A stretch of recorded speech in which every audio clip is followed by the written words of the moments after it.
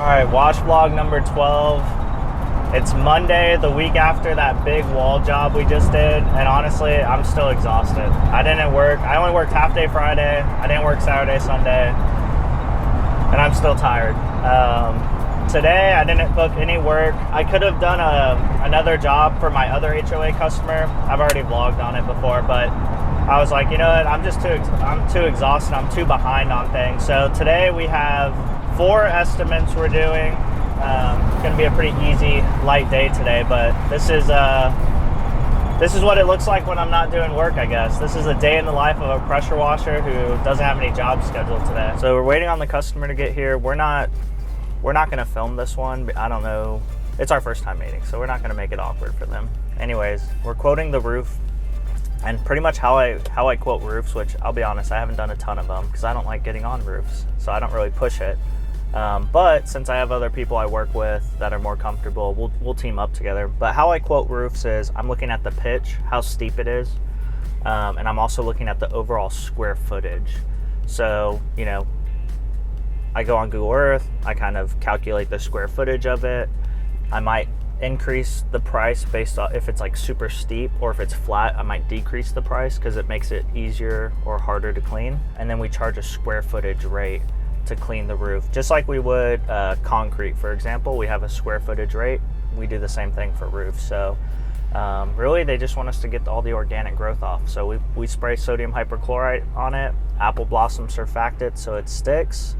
I'll probably just leave everything up on there. I probably won't rinse afterwards, but if I do need to rinse, you know, we'll have to make sure we bag up the gutters and whatnot and make sure we don't kill any grass. So I don't know, we'll see. All right, estimate went good. One of the important things is as soon as you meet someone, try to get them that estimate as soon as possible. It shows that you respect their time, and also I feel like it shows that you're a professional, and it makes you more credible. Like if this estimate took me like 2, 3, 4 days to send their way, they're gonna think I don't know what I'm doing. I'm literally gonna sit here right now, type in his information, and send him an estimate within the next 5 minutes. So literally within the next 10 minutes, all my follow-up action items from this meeting are already gonna be done. He's getting 3 estimates, and I spent probably 75% of the time not talking about the roof that we're gonna clean, but talking about the property we're gonna protect. You know, protecting all of those items, neutralizing the SH on the grass, not burning the grass, kind of explaining all of those things and telling them, look, we're not just going to clean your roof, we're going to protect your customer's property. I think that really differentiates us and like sets us apart. So yeah, I think it went good. He's a general contractor. He found me on Google. I guess I was the first one on the list, so that was good to hear.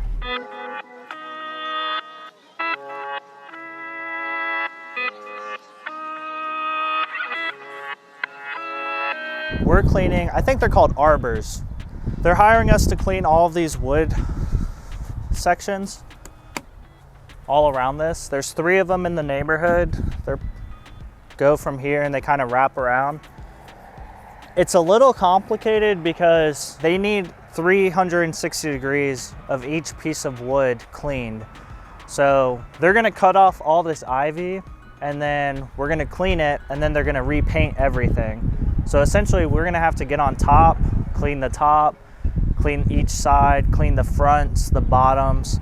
So it's just a very detailed process. The customer said they don't want any chemicals used, but I mean, it's not raw wood, the wood's painted.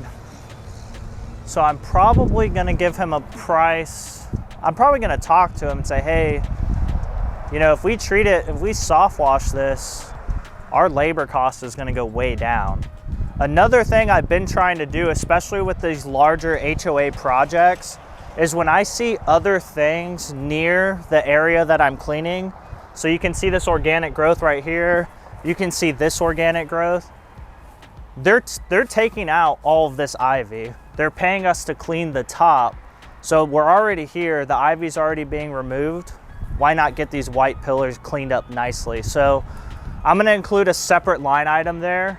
That way the general contractor knows, okay, if the customer does want these pillars white again and cleaned, this is how much it'll cost. And I've been trying to just do that. I'm not asking permission. I'm not gonna ask the customer if that's what they want. I'm just adding the line item there. When I send over the estimate, I'll just let them know, hey, by the way, I saw these other pillars. If you want them cleaned, I have the line item there. If not, no big deal. Just wanted to give you the price, that way you have it. Gives you an opportunity to test out 3 different things and see, what they do and have an idea for future projects too. Right, exactly. Okay. Sounds like a plan. All right, sounds good. I appreciate it. All right, thanks, Bob. Half this business is just setting expectations. I've said this before, guys love to argue about the best way to clean something on Facebook, but it's not rocket science. It's just setting customer expectations. He said no chemicals needed. I explained the cleaning process a little bit, and he's like, yeah, that's fine. I just don't want any plants to die. Okay, well, we're not gonna kill any plants, so I set that expectation. He wants a quote on cleaning a playground. Well, the playground has organic growth on it, and it has oxidation. Bob, do you want just the organic growth off, or do you want the oxidation off also? Just the organic growth. Okay, we set that expectation that our scope of work is only organic growth, it's not oxidation. So in our estimate, we're gonna mention these. It doesn't need to be anything crazy. It's just like organic growth removal, soft washing, does not include oxidation removal. Just setting expectations. That way everyone's on the same page and, everyone's happy at the end of the day. All right, this is the third estimate of the day. So there's all these metal walk-through gates and metal fencing around the entrance of the property. And we are providing an estimate for a general contractor just to prep them for repainting. So honestly, really straightforward. We're pressure washing it. If there's paint chipping up, we'll knock it off. But really, we're getting cobwebs, dirt, pollen, stuff like that off. This is another unique job where I don't price it by linear foot when it's this small and unique. I just price it based off how long it's gonna take me. So pretty straightforward. We'll be here for about 10 minutes, take some photos. I have a couple of questions for the customer, and then on to the next one. Yeah, I have a random question for you. Okay. Just because you were like one of the guys that popped up into my head, I have like a family friend that is kind of like in a situation right now where he's like leaning between jobs, because I think he did power washing before. Right now he works for AT&T. Okay. But I just wanted to see, I don't know how it works with you guys. Like, do you have like, are you guys looking for like an extra guy by chance? That was an apartment manager calling me, pretty much asking if I was hiring for someone else she knows. I love that, because what that tells me is that she thought of pressure washing and she thought of John. And that's literally all I care about. That's like why I'm doing these vlogs. That's why I offer good customer service. If someone thinks of pressure washing in San Antonio, Texas, I just want them to think of John, and I want them to call me. Like, literally, that's the name of the game. Repeat customers calling you, that's what feeds my family. I'm not the best at sales and door to door. I'm not the best at marketing, but if I can offer like good customer service, build a relationship with people, like that is literally what's growing my business. I have like 5 people that have like 80% of my business is pretty much from 5 people. So, and maybe this is person number 6 who thinks of me and calls me. So anyways, that was a great call.